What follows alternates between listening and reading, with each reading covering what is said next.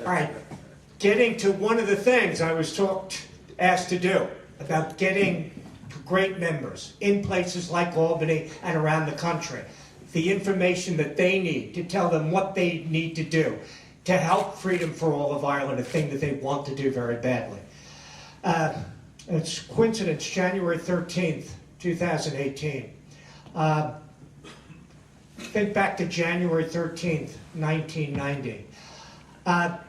At that time, another person was killed by British troops in the north of Ireland, shot down, surrounded, and it didn't matter because he was a nationalist. Because, you know, there was a phrase, you can think you can get away with murder. And that's usually a metaphor. When I was a boy, it meant I was about to be punished for something. But under British rule in the north of Ireland, they were able to get away with murder. And it made sense if you're English, right? You can't expect people to shoot down people on Ballymurphy around internment and arrest them or punishment for them and then send them out again to do the same thing on Bloody Sunday. You can't expect agents that you paid and hired and worked with your officers to kill innocent nationalists, to go into those areas, to kill people like the Glen Ann victims, like the Dublin Monaghan bombing victims, like my friend Liam Ryan has mentioned in the biography. Do all of that if you're going to be punished, if you're going to be arrested, right? You have to be able to get away with murder. And people in the north of Ireland that I know, one of the things that hurt them most deeply was not just the loss of a family member, not just the loss of somebody brutally murdered, but the fact that those who were entrusted in the name of law and order, British troops, the Royal Ulster Constabulary and others, would basically mock them, cheer them, basically tell them, don't complain. That's what you get for being nationalist Republicans at a time when people are fighting against British rule in Ireland. You can get away with murder. And in 1990, a man named Peter Thompson was added to that list. It was a few months after Pat Finucane, a lawyer, a civil rights lawyer that I knew had visited the United States many times, was added to that list. People who were killed, and the British just said you can get away with murder and you can't do anything about it, and we're just going to say you deserved it some way for having a gun or something. We'll make up some excuse.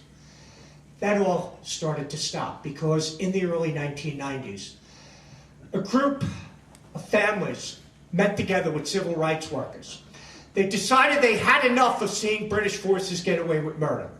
They decided no matter what, they would band together, work together, fight for the truth, fight for the justice. And one of the families that came together was Peter Thompson's family, and Mark Thompson represented that family. And he became the head of a group, Relatives for Justice. And what they do is just simply that. Use British courts, use British inquests, use British ombudsmen, try to do everything they can to get the truth, to get justice, to make it so that British forces in the north of Ireland can no longer get away with murder. And he's been threatened. He's been threatened with death. His family's been threatened. But he still has spoken out. He still has spoken out and made that fight so effectively with others that the British are now trying to close it off with a statute of limitations, really an amnesty for their troops who were never prosecuted to begin with not giving money to an ombudsman office that tells the truth about things like Loughlin Island, by not giving money for inquests to families like the Ballymurphy massacre. Because if they are proven innocent, it's going to show who was really guilty, the British troops, and maybe they won't get away with murder. And the person who has done so much, who has withstood so much, who has spoken up for so much, who has meant so much to families, including families like I know. I sat in on one of the programs that they did. And feel that now they have a chance to fight for truth, fight for justice. Is here tonight to appeal for our help in Freedom for All Ireland. And I'm very proud to introduce, proud of the fact that we're here as Ancient Order of Hibernians for the support that we've given them, proud to stand and with you and applaud and work with and vow to support the initiative that our speaker, Mark Thompson, is about to give us.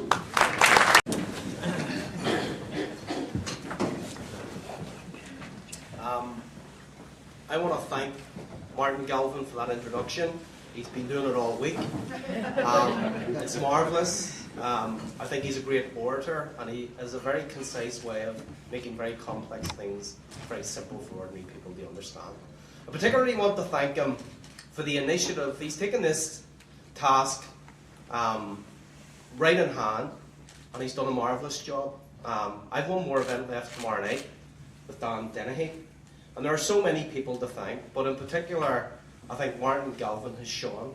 I think what he's put together and the people that have turned out is a measure of respect for him and his convictions to seek justice and truth and freedom for Ireland. So I do particularly and personally want to thank him.